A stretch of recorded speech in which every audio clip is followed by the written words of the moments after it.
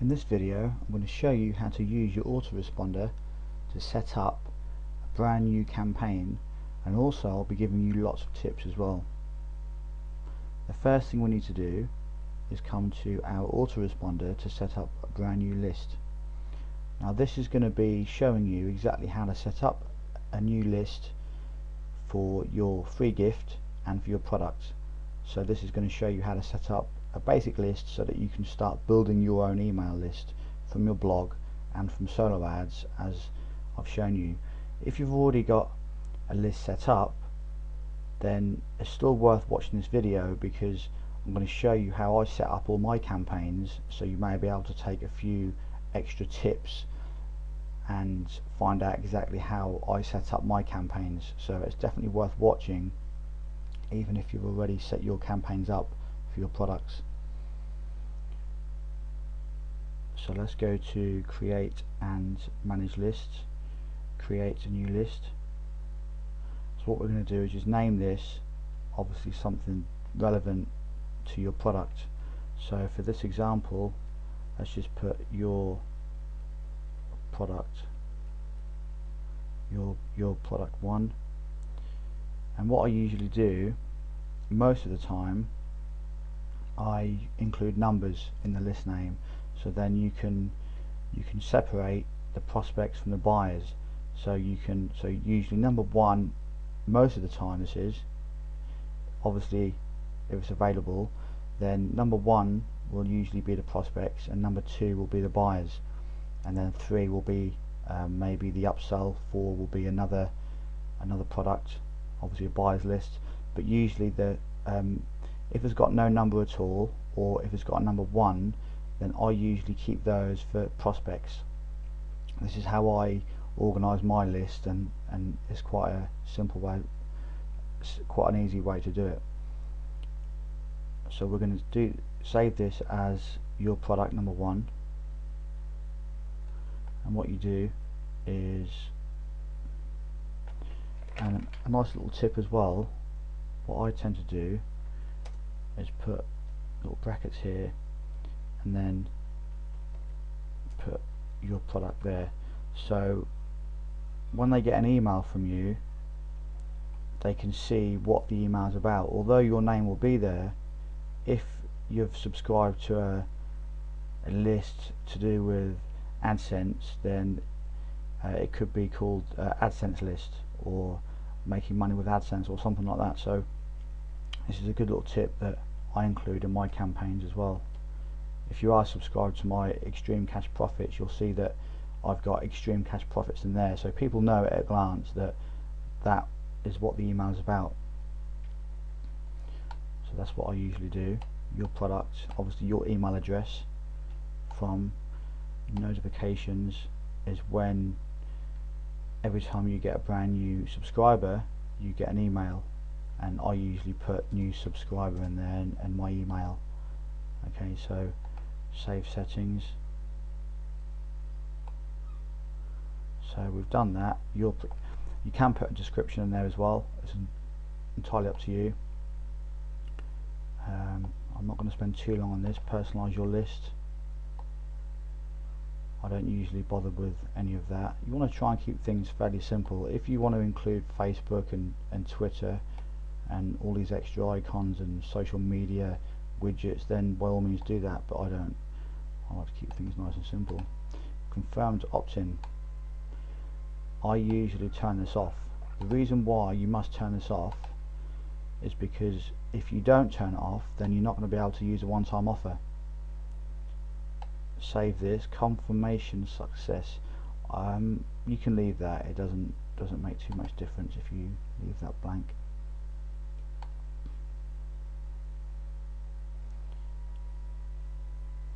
Right, so we've done this. Confirmed opt-in. So what we do now, we've created our new list, which is your product number 1.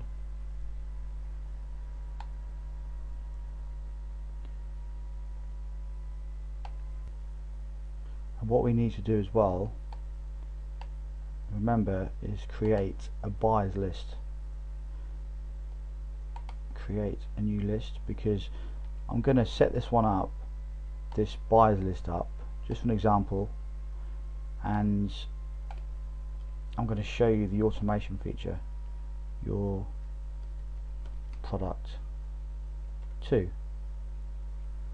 There you go, that's available, which is great. So again, you'd obviously fill this in, but you could put something a little bit different. Obviously don't put buyers list in here, because this is what your customers will actually see every time you get an email from them. So it's up to you if you want to put something else in there. I do, as I said a few moments ago, I always put something in there so people know it's from me. And then notifications, your name and email. So same procedure as the prospects list. However, when you come to confirmed opt-in, you want to leave that on, because personalize your list, don't worry about that. Confirmed opt-in, I'll leave this on. Okay, you must leave this on. It doesn't, obviously you're not going to be using one-time offers and any of that, because this is where people will be coming to download your product, so they have to confirm in order to get your emails and their actual product that they purchased. So save settings. So what you do now is you go to the automation feature, because what you want to happen is whenever somebody subscribes to your product number 2, you want them to unsubscribe from your product number 1. If you remember what I showed you in one of the earlier videos, it's important to do this because you want to obviously separate your buyers from your prospects, from the people that want free information to the people that become part of your customer base. So what we do, we go into automation. So what we do to number 2,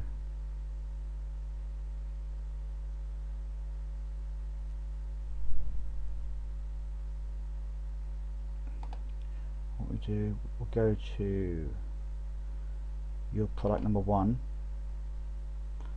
and then unsubscribe from your list product number 1 when lead subscribes to product number 2. Now this is the secret to automatically, remember what I said, your sales funnel needs to work on 99% autopilot. So this is what you do, save automation rule. So as soon as somebody downloads your product or opts into your download page to get your product, they will automatically get unsubscribed from your prospect list and they will be on your buyers list. So this is very important. Okay, so that's vital that you do this step.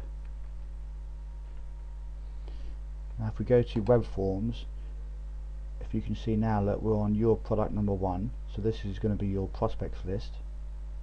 We obviously need to create a web form. Now I'm not going to create anything fancy, I'm just going to do this quickly, very quickly, for an example. So we come in here, and what I do as well, this is another little tip, I always put first name only. This is what I usually do, because I don't like when people put their first and second name in. It confuses things. This is basically how I do it, so if you want to copy exactly how I set my campaign up, then by all means you can.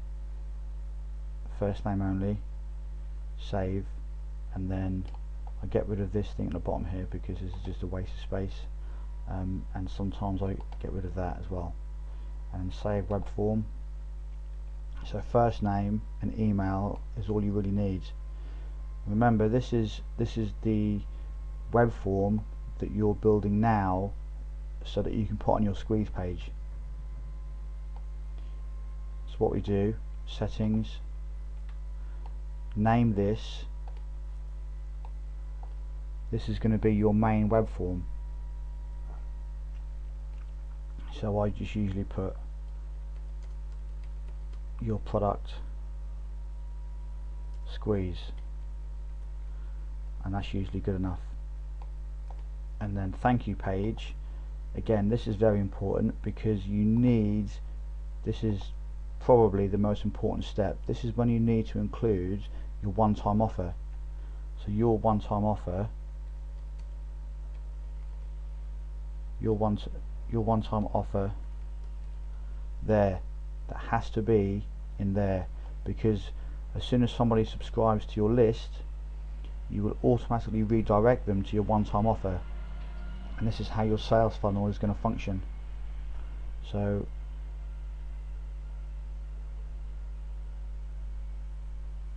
you want to save your web form. So everything's done. It doesn't appear to be valid. Okay, so let's put google.com in there, but this is obviously going to be your one-time offer.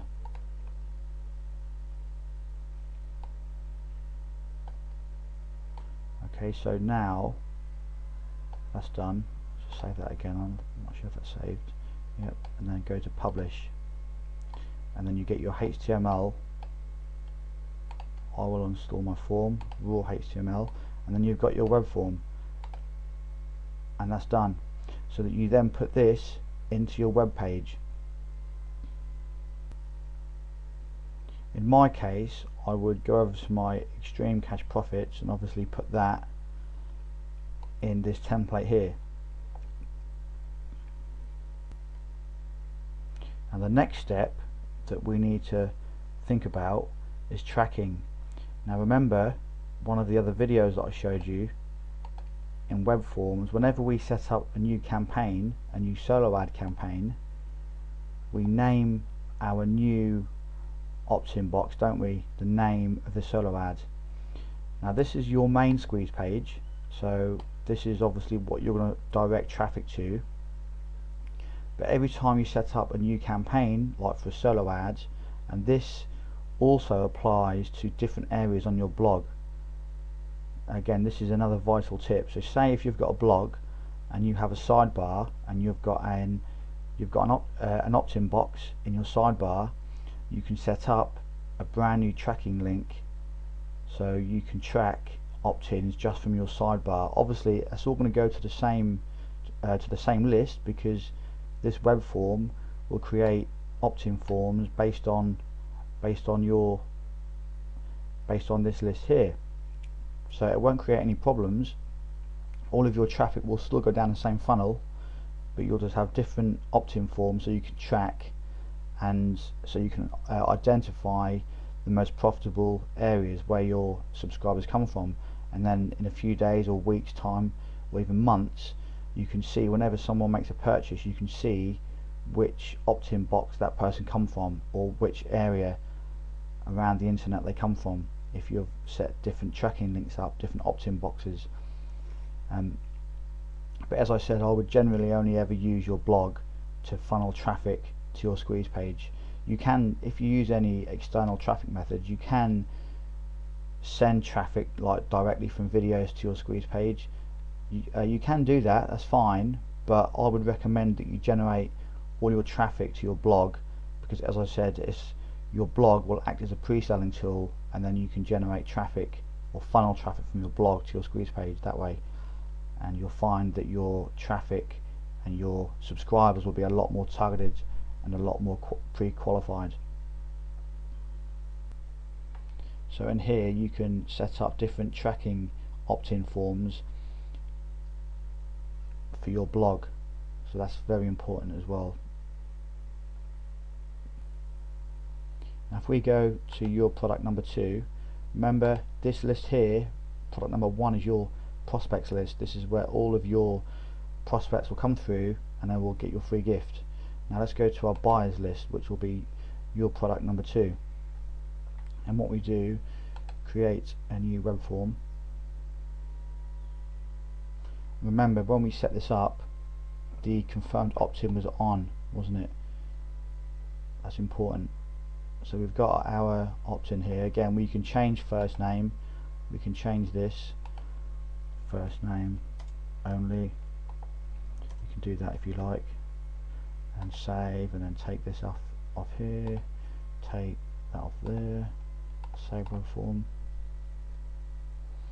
Now this particular link here, sorry, not link, opt-in box in front of you, this is going to be settings, this is going to be your download page. So I usually put download page in there. Thank you page, I usually put the smart video version because that's fairly cool. Excuse me. Download page, and then save a web form. I mean, you can put product download page or whatever, but I'll just leave it like that for now. And then we go to publish, and then again I will install my form, raw HTML, and then you include this into your squeeze page template. So whatever squeeze page template you use, you obviously just need to include this within your squeeze page so you can generate your opt-in form. Now this code here is for our download page, remember.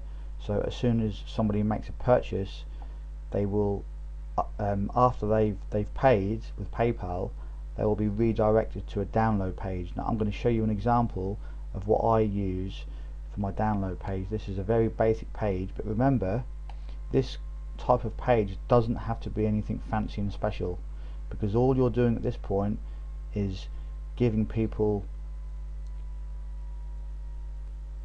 their actual product that they paid for. So it doesn't have to be anything special. All you need is a basic opt-in box and a little bit of text up here just to say thank you for purchasing the course or their product. Enter your name and email in the box below, and then they will do that. So this is when having a confirmed opt-in is important, because obviously you want all your buyers and all your customers to confirm their email, so they don't get put so all your emails don't go to their junk folders. It's obviously important, and this is how you need to do it. This is a very simple download page, but it works, and you don't need to make it any more difficult than what it is. This is all you need, is just a basic page. So for me, I generate my traffic to this page. They obviously go through. If they make a purchase, then they obviously come to my download page here, and then they enter their name and email, and then I will immediately send them all of my videos for free. Not for free, this is my product, sorry. So this is how you can set up your campaign and your products to do the exact same thing. So you set up your prospects list, as we mentioned, and then you set up your buyers list. Use the automation rule, so as soon as they subscribe to product number 2, which is your buyers list, they will automatically unsubscribe from your prospects list. That's very important. You must segment your lists. So if we just quickly run through exactly what we've talked about in this video, we've set up a brand new campaign in your autoresponder. We've set up the automation feature, which I've just mentioned. It's very important. You can include your first name only in the opt-in box. That's a little tip that I use. Confirmed opt-in is only for your buyers lists. For your prospects list, it's obviously important not to have a confirmed opt-in, because you won't be able to use your one-time offer if you have a confirmed opt-in. Including, I mean, using your confirmed opt-in, you can still send people to a product after they've confirmed, but it generally doesn't work as well if you send people to their email first to confirm, and then you send them to a product after that, a one-time offer. It doesn't work as well that way. This is why I leave my confirmation off, and I automatically send people the moment they opt in. They get redirected. It works better for me, but again, you can test it and see what works best for you. Including a one-time offer URL in your setup, that's obviously important. Make sure you include a link. Tracking when you use solo ads, and whenever you use different opt-in boxes on your blog. I did briefly go through that. That's obviously very important. And your download page, I mentioned about having a basic page where your customers can download their product, and make sure that the confirmed opt-in is on on your download page but off on your prospects squeeze page. So that's it. There's a lot of information that I've covered in this video, but you can obviously watch it as many times as you wish until you get all the information. So I hope you've enjoyed the video, and I will see you in the next one.